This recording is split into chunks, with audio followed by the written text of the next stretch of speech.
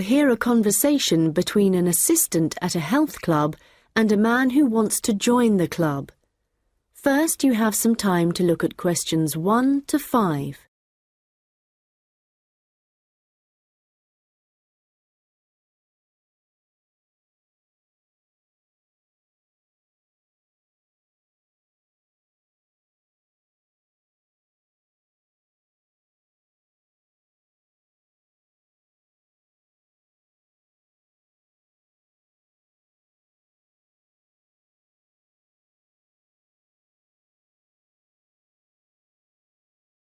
Hi, can I help you? Hello. Yes, is your club taking on new members at the moment? Oh, yes. We're always interested in taking on new members. Just give me a moment and I'll get an application form. Right, here we are. So, let's start with your name. It's Harry. OK. And your surname? It's Simons. Is that like Simon with an S? No, it's Symonds.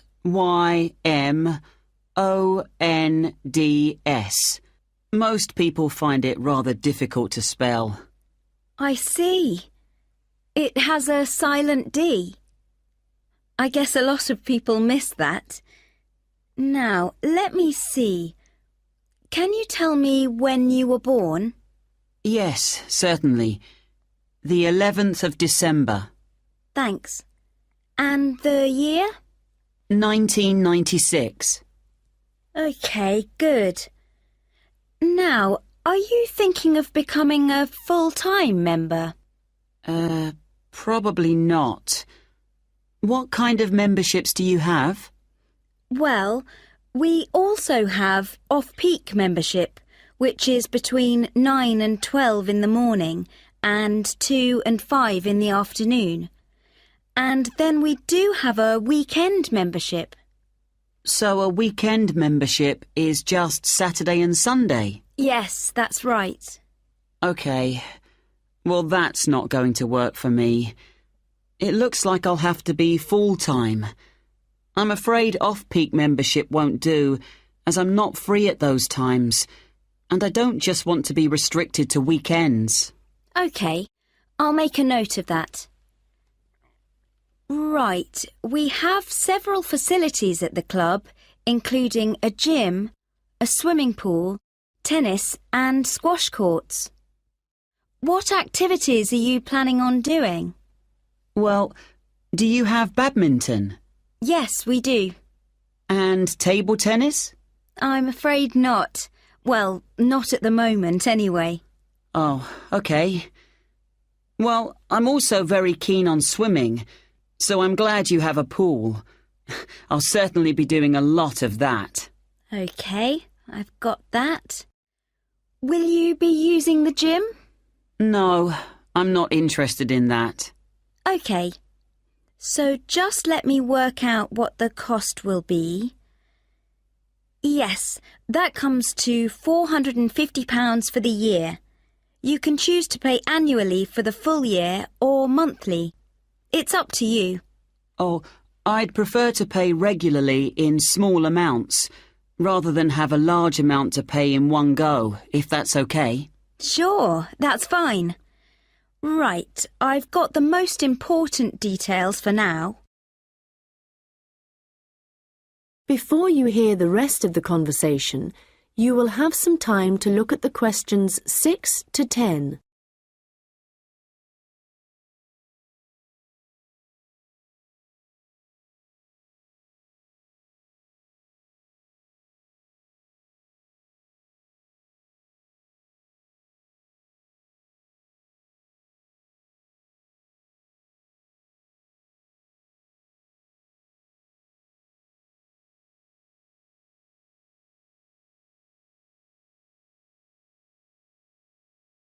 Now listen and answer questions 6 to 10. So, I'd just like to ask you a few questions about your lifestyle, if that's OK with you. Yes, that's fine. Do you do any regular exercise at the moment? Yes, I do a bit. Good. And what do you do? Well, every few days I go jogging. Yes, that's good. How long do you go for? Well, it varies. I guess it depends on how energetic I'm feeling. Yes, of course. Every little bit helps. Do you have any injuries at the moment? Well, I did break a bone in my foot playing football a long time ago, but that's all healed up now. But in the last few days, I've realised I have a bad ankle. I think I must have injured it last week, and it's a bit sore now.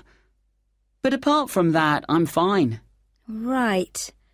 I guess you might need to rest it for a few days to let it recover. Yes, I will.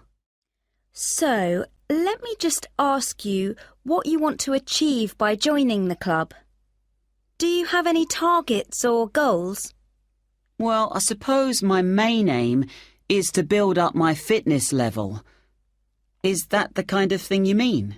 Yes, that's fine. All the activities you're going to be doing should certainly help you with that. OK. And could you tell me what you do for a living?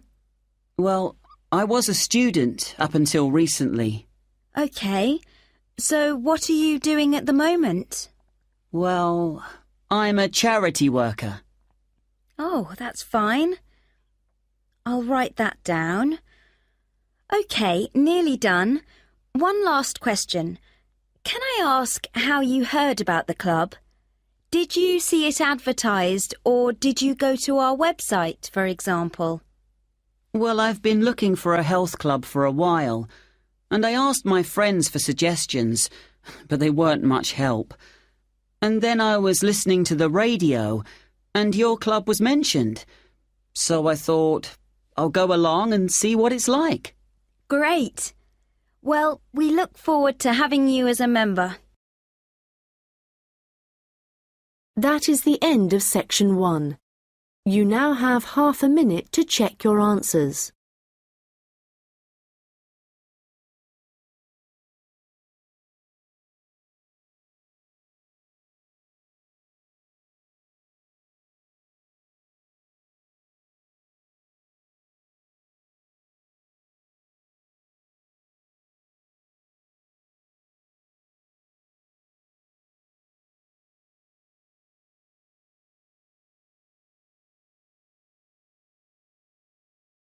Now turn to section 2.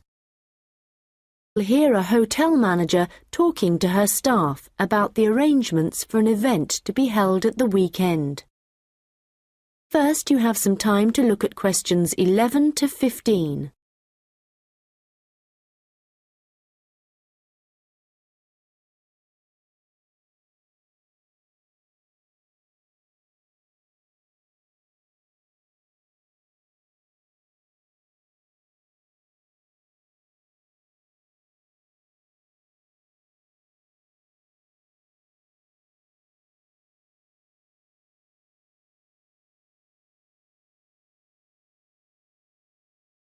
Good morning, everyone. I hope you're all feeling okay after the activities of the last week or so. I know you've all been working very hard recently, and we've been exceptionally busy, especially with the wedding last weekend and the trade fair straight after that. And now we have only 3 days to prepare for the birthday party this weekend. The events recently have gone extremely well, and the hotel is beginning to get a very good reputation, so we need to keep it up. At the moment, we don't have exact numbers of guests, and though we usually only cater for groups of less than 50, we will have quite a few more than that. So, as I said, not sure of numbers, but of course we won't go over the maximum of 100. But it's likely that we will need all of you to work this weekend, so if any of you can't, please let me know as soon as possible. Right, so what time will the event start? Well, the invitation says guests should arrive between 7:30 and 7:45, but our experience is that there are always a few who like to arrive early, so we'll expect the first people at 7:15.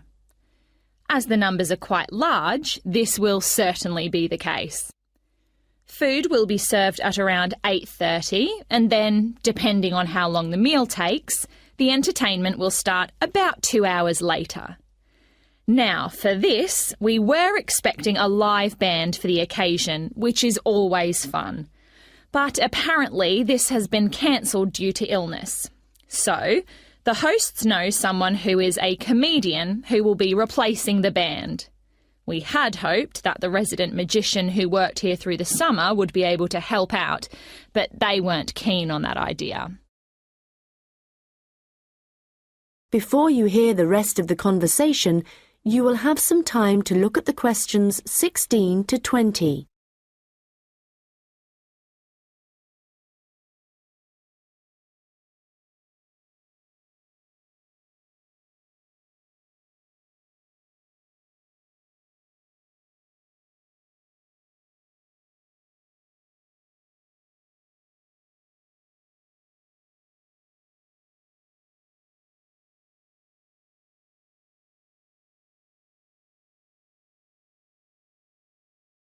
Now listen and answer questions 16 to 20. So, I'd just like to go through who's doing what when the guests arrive, and I think we'll make a few changes from the last party held here. If I remember correctly, it was Olav who coordinated the task of providing the guests with drinks. Or was it Ahmed? I'm not sure. But Gary asked to do it this time, so that will be his job. There's been no decision yet on what the drinks are going to be, but I hope they decide soon in case we need to order something special.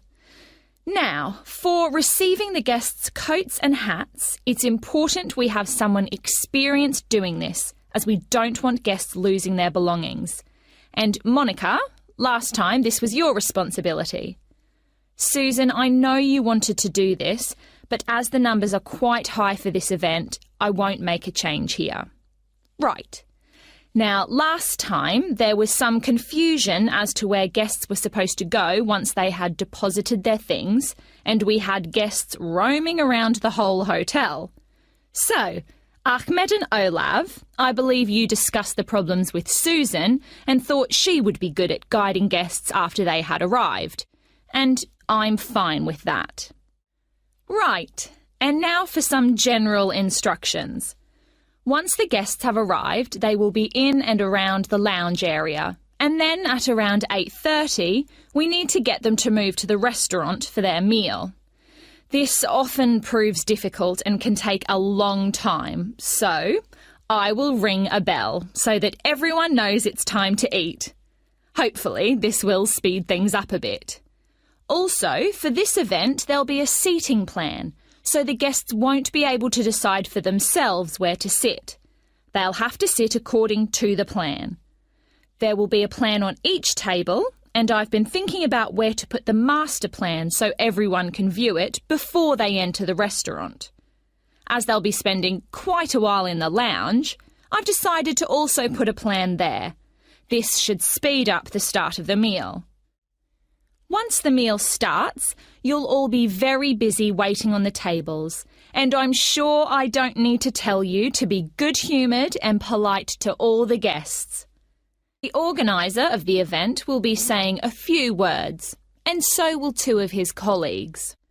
So, when the speeches start, all activity must stop in the restaurant, so that the three people giving them can be heard.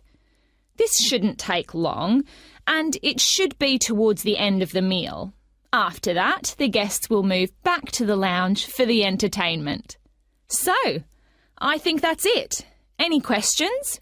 Come and see me later. That is the end of section 2. You now have half a minute to check your answers.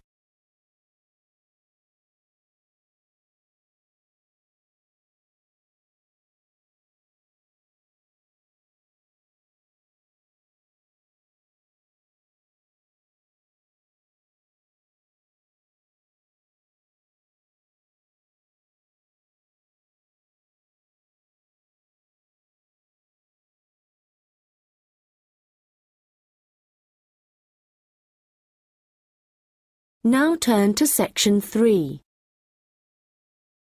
There are two students discussing an assignment.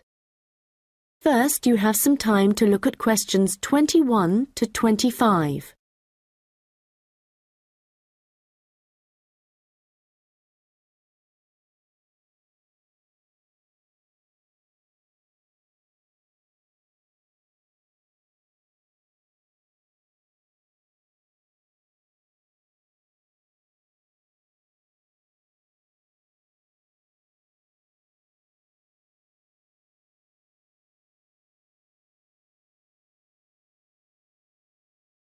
Hi, Melanie. What did you think of the assignment that we got today? It looks interesting, doesn't it? Yes, Ellen.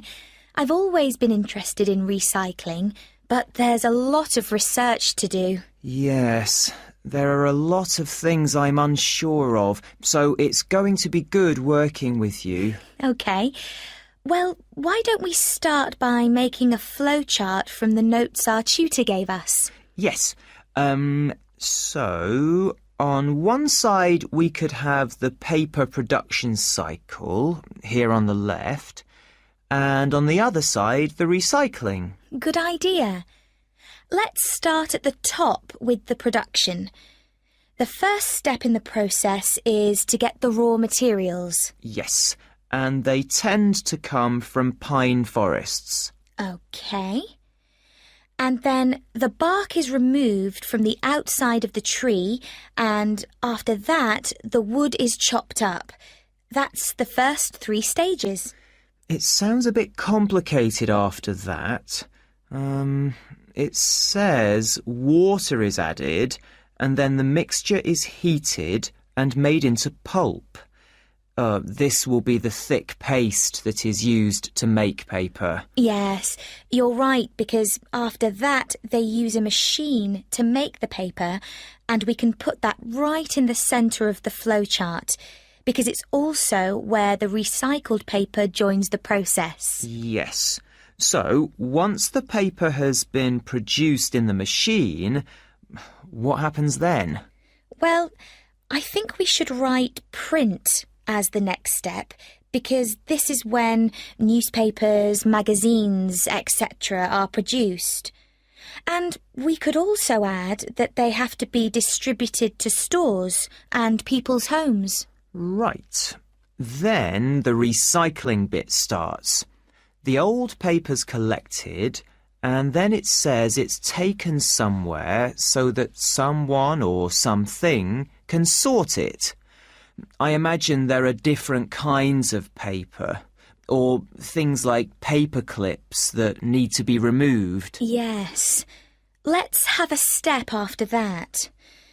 Now, how did our tutors say they do this? Oh yes, it involves chemicals. So, how is your chemistry? Well, not very good, I'm afraid. But this is how they remove ink. So, this is definitely going to need a bit of research. Right. The last step in the recycling section is similar to the last step in the production process, with heating and pulping, before the cycle begins again.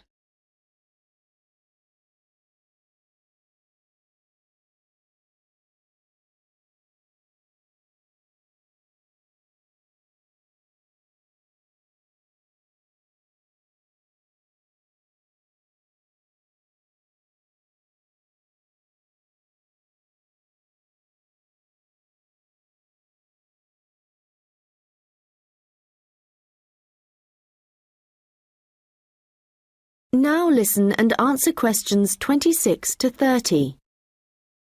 So, I think going through the processes helped. Now we need to decide how we're going to do this assignment. Yes. I guess what we need to do is take the processes and divide them up between us. But we could start thinking about an introduction. Yes, OK. Well, I can start doing that. I think I have enough to go on already. Good. And there are a few areas where we need a lot more information. I think I'll start with something easy. Let's say the paper collection. I could go to the resource centre to do some research. Well, I think a better idea would be to approach someone who's involved in the process. What about contacting the council? Oh, good idea. Yes, I'll do that instead. They're bound to have some information. And I know just the thing to add to our work to make it even more interesting. And what's that? Well, in my last assignment, I added a few pictures, and the feedback I got was that this wasn't academic enough. So what might really bring it to life would be to include some data, provided we can find some. Yes, that sounds excellent. Well, we certainly have a lot to do, and not much time to do it in. You're right. I think we have about 5 weeks, so I suggest we create a plan of work today. The end of the month is nearly 3 weeks away, and then we have a few days holiday. Yes, so let's see if we can get the first draft done by then, so we can take a short break. OK. Then after the break, we'll have just over a week to complete it. I wonder if we could get someone to review our work for us a few days before the deadline, so we can make some final changes. What about your friend, Henry? Well, the best person would be our tutor. Henry's very good, but he's taking a whole week's holiday, and there won't be enough time when he returns. OK then, that's fine. That is the end of section 3. You now have half a minute to check your answers.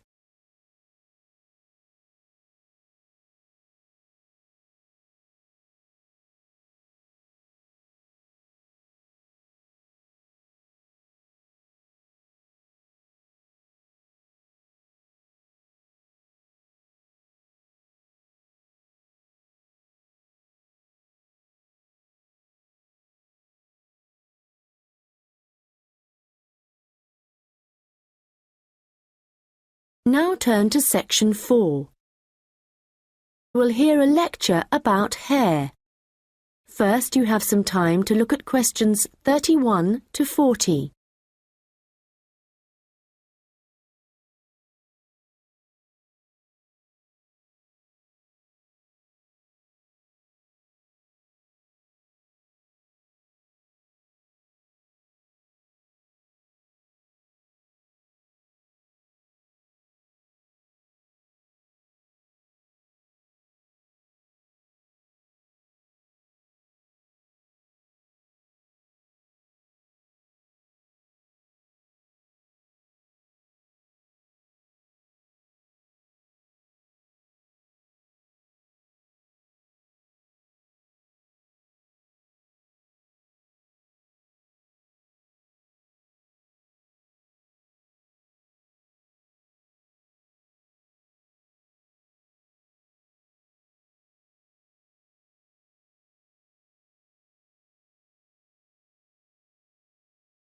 Now listen carefully and answer questions 31 to 40. Good morning, and welcome to this lecture on hair, which is a part of the human biology course. This lecture covers a number of facts about hair, its structure, and what can affect the general health of hair. So, first of all, what is hair, and why do we have it? If we look back at our ancestors, we'll see that they had a lot more hair on their bodies than we do now. And there are, or were, 2 main reasons for having hair. One is to provide warmth, but as humans have worn clothes for many years, body hair has significantly reduced. The other is for protection. And again, this isn't as significant as it was once. But hair does still benefit areas of the body, such as the head and around the eyes. Now, hair, whatever it is for and wherever it is on the human body, is composed mainly of a protein called keratin. This by the way, is also found in fingernails. In fact, it's keratin which makes them flexible, and without it they would be very rigid. Another interesting fact about hair is that it is very strong as iron, in fact. One single strand can support a weight of up to 100 grams. This may not sound all that much, but a full head of hair can support up to 12 tons, which is the equivalent of a couple of elephants, which is simply amazing, though I advise you not to put this to the test.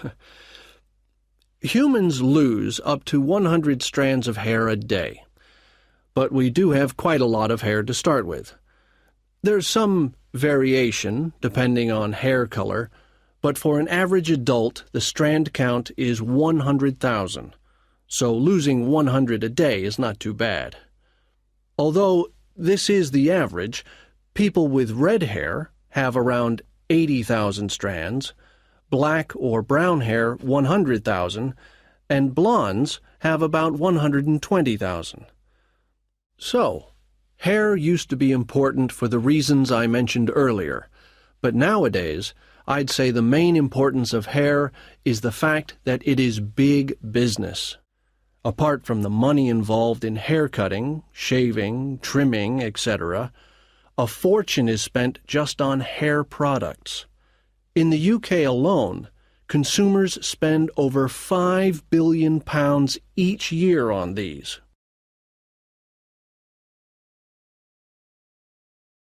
So next, I'd like to just give you a quick overview of the structure of hair.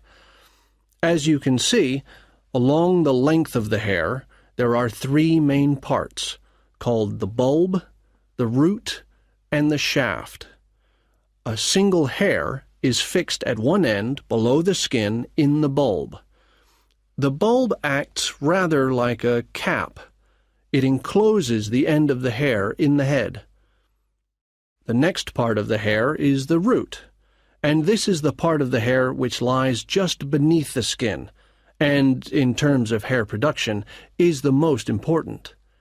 This can be considered the control center for each strand of hair, and is where the glands are found. These produce oil, which flows along the length of the hair, and the health of the root determines the overall health of the strand of hair. The last part is the shaft, and this is the hair which is above the skin, and is, of course, what we can see. Fortunately, this is not active, and I say fortunately because otherwise it would be very painful to have your hair cut. And finally, I'd just like to go over a few factors that impact on the overall health of hair. Like every other part of the body, our diet, that is, what we eat, is extremely important to the condition of our hair. But whereas a change in your diet to, for example, eating unhealthy foods will soon be noticeable in your skin, changes to your hair will take a lot longer. A change in diet today could take several months to have an effect on your hair. And so, what is the key to healthy hair? Well, eating a balanced diet is the most important thing. There are a number of vitamins that are vital for good hair health, the main ones being vitamins C, D, and E. And in a balanced diet, all these vitamins should be readily available. If you need a boost of vitamin C, for example, one of the best things to eat are blueberries. For vitamin D, the best examples are fish, mushrooms, and eggs, and for vitamin E, nuts and seeds. Right, so let's go on to what it